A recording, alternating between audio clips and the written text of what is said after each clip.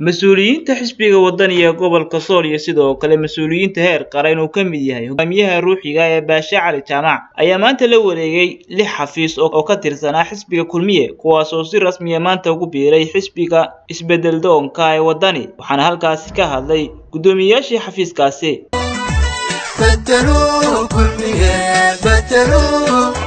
barwaaqada aynu gaadhnay bedelo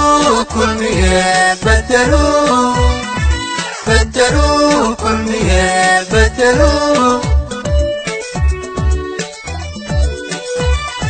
barwaaqada aynu gaadhnay bedelo kulmiye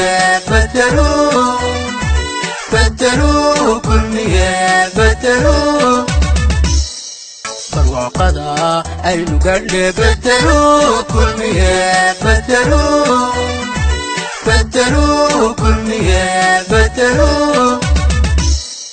barwaaqada aynu gaadhnay bedelo kulmiye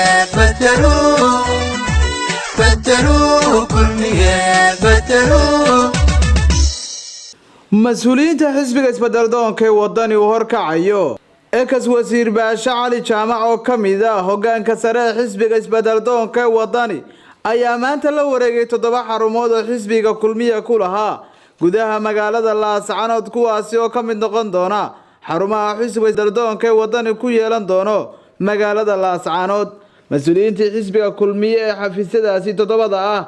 ka mas'uulka ah ayaa maanta la hadlay warbaahinta iyagoo sheegay dhamaantoodba inay ka soo digarogteen xisbiga Kulmiye kuna soo biireen xisbiga isbedel doonka ee wadani xarumahan cusub oo maanta la wareegeen xisbiga wadani oo warmuudka u yahay ekas wasiir Baasha Cali Jaamac oo kamid ah hogaanka sare ee xisbiga isbedel doonka ee wadani ayaa ku kala yaala xaafadaha kala duwan ee magaalada Laascaanood waxaana halkaasi gaadhay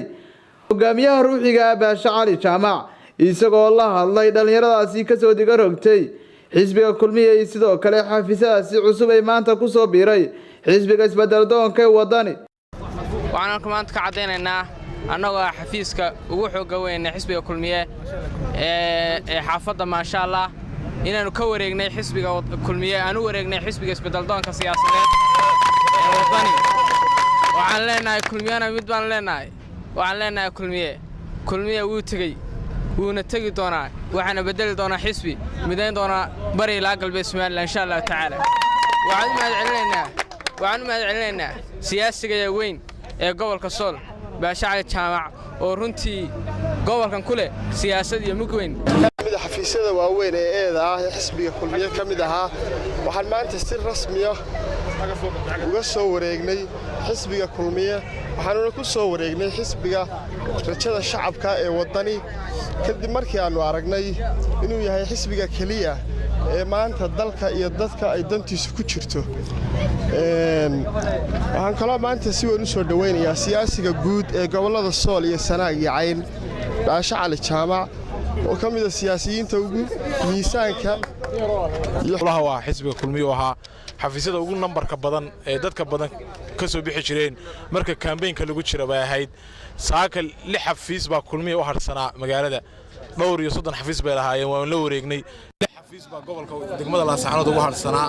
5 xafiis saaka la wareegaynaa 1 xafiis baa Kulmiye saaka degmada Laascaanood ugu harsanaa waxa garabkayga taagan gudoomiyahoodii Maryan waad arkaysaa sida barta ku yaalo waxa xafiiskii qaabilsanaa village xisbiga Kulmiye xisbiga wadani waxay ka soo baxeen xisbiga Kulmiye waxaan u maleynayaa inaan maanta la isaga sheekeynin xaq darradii iyo cadaalad darradii waanu ka cabananaa oo aanu uga soo digaroganay Kulmiye lahaan jiray oo saaka ku wareegay xisbiga rajada ee wadani waxa ka timaadeen cadaalad darro waxa u soo wareegteen cadaalad iyo sinaan waxa ka timaadeen rajo xumo waxa u soo wareegteen rajo iyo yidiilo aad iyo aad baan idin salaaminaa siduu u sheegay saaxiibka Cisbaan kii u dambeeyay kii u horeeyay waa isku xaq xisbiga Mawlid Cali Star TV Laascaanood